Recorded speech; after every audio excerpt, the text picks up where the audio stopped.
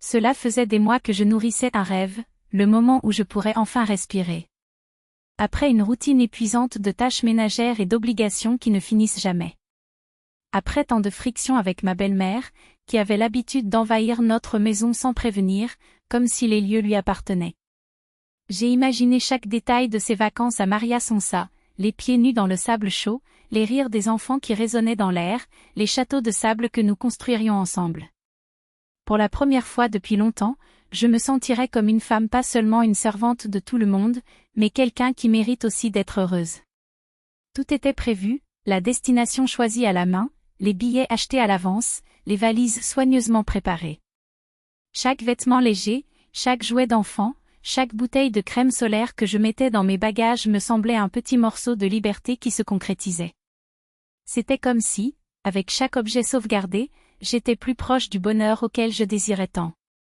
Mais voilà, la veille du voyage, alors que les sacs étaient faits et que les billets attendaient sur la table, mon mari a lancé une bombe, soit sa mère nous accompagnait, soit nous n'allions nulle part.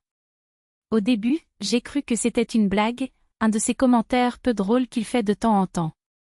Mais il suffisait de regarder dans ses yeux froids et d'entendre le ton intransigeant de sa voix pour comprendre, il était sérieux. Mon cœur se serra et une vague de colère et de déception m'envahit. Tous mes projets, toutes mes attentes se sont effondrées en quelques secondes, comme un château de cartes renversé par un coup.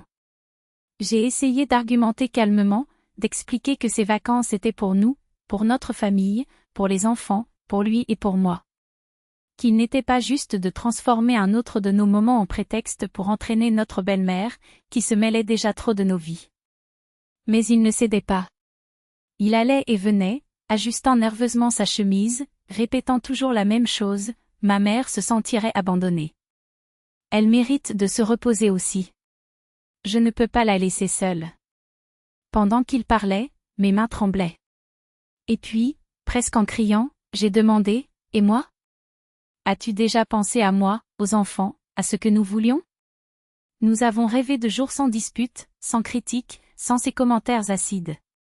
As-tu déjà pris le temps de penser à ce que je veux ? Mais c'était comme si mes mots se perdaient dans les airs. Pour lui, plaire à sa mère était plus important que de préserver nos projets, que de nous donner la chance d'être heureux ensemble, sans interférence. À ce moment-là, je me suis souvenu de toutes les années où j'avais gardé le silence pour maintenir la paix, où j'avais avalé ses critiques et son mécontentement pour ne pas déchirer la famille. Mais quelque chose en moi s'est brisé. Si j'abandonnais pendant ce temps, mes espoirs d'une vie normale avec mon mari et mes enfants disparaîtraient à jamais. L'aéroport brillait de ses lumières et du bourdonnement des passagers, mais tout me semblait lointain, comme si le monde avait perdu sa couleur. Assis sur un banc, une petite valise aux pieds et un vide dans la poitrine, je regardais les gens se précipiter, souriant, se dirigeant vers leur avion. Mon mari et ma belle-mère se sont dirigés vers le comptoir des départs sans même se retourner. Il n'a pas dit un mot de réconciliation, ne s'est pas excusé, n'a pas tenté de comprendre ce que je ressentais. Elle, en revanche, marchait à ses côtés d'un air triomphant, comme si elle venait de gagner la bataille la plus importante de sa vie. Ses yeux brillaient de satisfaction, fiers que ses mots soient les derniers à résonner alors que les miens n'étaient rien de plus qu'un murmure sans importance. Je passai ma main sur mon visage, essayant d'avaler la boule dans ma gorge. Une partie de moi criait de courir après eux, de leur dire que j'étais prête à céder, juste pour qu'ils ne partent pas. Mais une autre partie, plus forte, est restée ferme. Parce que si j'acceptais à ce moment-là, demain ce serait elle qui déciderait à nouveau pour nous. Aujourd'hui, c'est les vacances, demain, notre maison, puis, toute notre vie. Cela fait tellement mal de réaliser qu'il n'a pas choisi la famille que nous avons bâtie ensemble, mais plutôt le confort d'une fausse paix aux côtés d'une mère qui a toujours aimé contrôler le destin des autres. Des larmes coulaient sur mon visage, mais je ne les essuyais pas. J'avais besoin de tout ressentir jusqu'au bout, d'enregistrer ce moment dans ma mémoire.